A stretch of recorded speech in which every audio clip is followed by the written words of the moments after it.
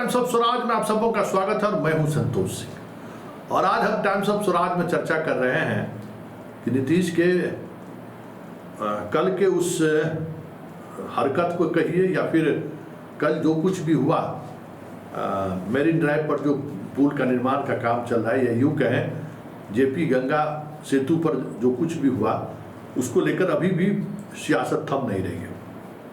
तेजस्वी का ट्वीट, लालू का ट्वीट, राष्ट्रीय फलक पर भी जो एनडीए गठबंधन से अलग के गठबंधन के नेता हैं उनकी ट्वीट, फिर प्रशांत किशोर ने तो आज बहुत बड़ी बात बोल दी है। प्रशांत किशोर ने तो सीधे सीधे तौर पर नीतीश कुमार पर हमला बोला है और कहा है कि वो मानसिक तौर पे अब कह सकते हैं कि वो बीमार है और ऐसे में राज्य का जगहसाही हो रहा है। लेकिन बड़ा सवाल ये है कि जिस मुद्दे को लेकर नीतीश कुमार इस हद तक चले गए कि मैं आपको पैर छूता हूँ, मैं प्रणाम करता हूँ, आप योजना को समय पर क्यों नहीं पूरा कर रहे हैं, जरा उस योजना को क्या है ये भी समझना जरूरी है। क्योंकि आज भी कई तरह के बयान आए हैं और बयानों पर समीक्षा लगातार पहले से हो भी रही है, लेकिन उन योजनाओं को समझने से पहले जरा आज पीके का जो बयान आया है उस पीके के बयान को जरा आप सुन लीजिए। सुन लिए। कल की बात मत कीजिए। कई महीनों से नीतीश कुमार बोलना कुछ शुरू करते हैं, बोल कुछ और जाते हैं।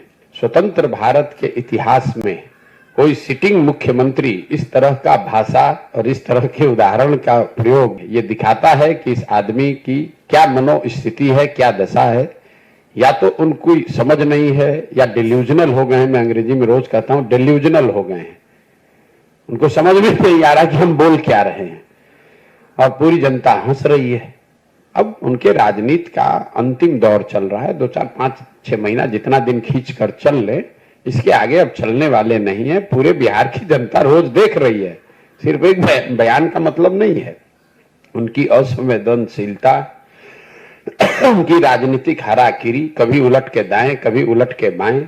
छपरा में लोग जहरीली शराब से लोगों की मृत्यु हो गई तो राज्य की मुखिया के होने के नाते शोक संवेदना व्यक्त करने के बजाय पॉकेट में हाथ डालकर हंस रहे हैं, कह रहे हैं कि जो पिएगा वो मरेगा। अपने आप को बड़ा काबिल समझ रहे हैं, जबकि जनता नीचे हंस रही है। हर गांव में हर घर में थू थू हो रहा है नीतीश कुमार के नाम पर।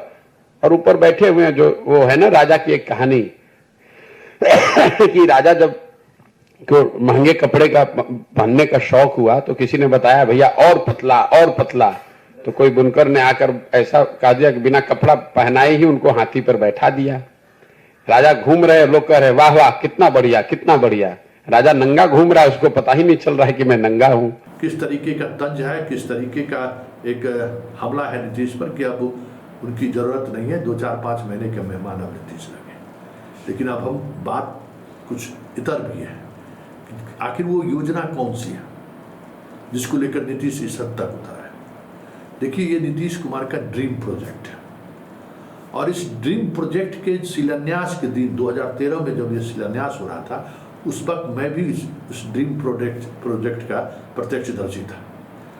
क्योंकि दीघा के जिस इलाके में ये पुल का निर्माण हुआ है बहुत बड़ी आबादी डोम समाज का था और उसको वहाँ से हटाना बहुत बड़ी चुनौती थी सरकार के सामने। लेकिन उन्होंने हटाया ही नहीं, उस मुश्किल को खत्म करके जो मुंबई के कॉन्ट्रैक्टर हैं, बहुत बड़े कॉन्ट्रैक्टर, नामी कॉन्ट्रैक्टर हैं, उनको ये काम उन्होंने दिया था। और बात तो यही हुई थी कि 2015-16 तक में फर्स्ट फेज का काम खत्म हो जाएगा और लास्ट फेज का काम 2022-23 तक खत्म हो जाएगा। कोरोना के कारण, बाढ़ आने के कारण वो चीज़ें बदलती चली गई।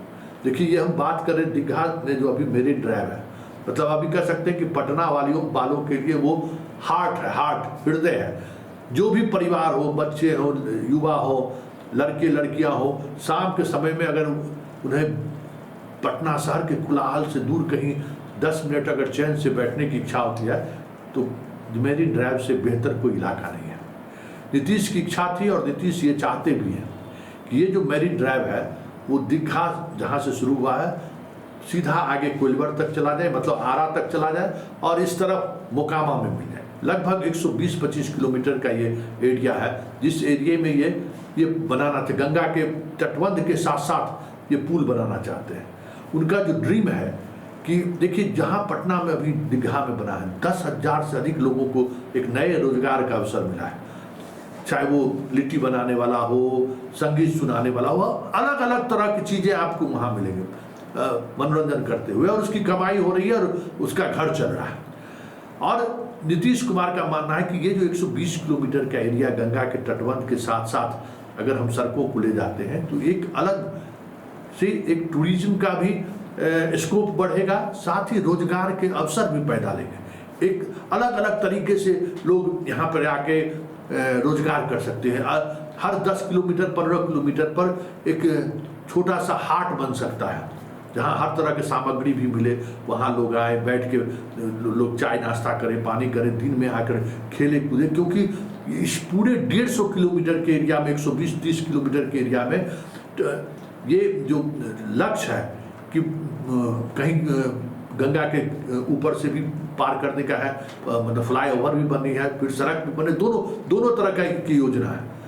और उस बांध, तटबंध और इस पुल के बीच जो खाली जगह है उसमें जबरदस्त ग्रीनरीज का प्रोग्राम है, उसमें हरियाली लगाई जाए, मतलब औषधीय पौधे लगाए जाए, पार्क बनाए जाए, अलग अलग तरीके के लोगों के लिए बैठने के, सुबह में सैर करने का जगह बनाया जाए, मतलब जो मोर को वहाँ लाया जाए, जो चिड़िया पक्षी जो पटना के कोलाहल से तंग रहते हैं उनके लिए एक अलग से निवास स्थान हो जाए, वहाँ रहे लोग, बुजुर्ग लोग आके बैठे, मतलब पूरा वो जो है ना एकदम हरियाली जोन बनाना चाहते हैं उस जोन को।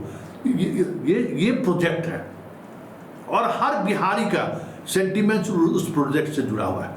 क्योंकि आप शाम में चले जाइए, आपको इको पार्क और लोहिया पार्क कुछ में हम लोग नज़र नहीं आते हैं।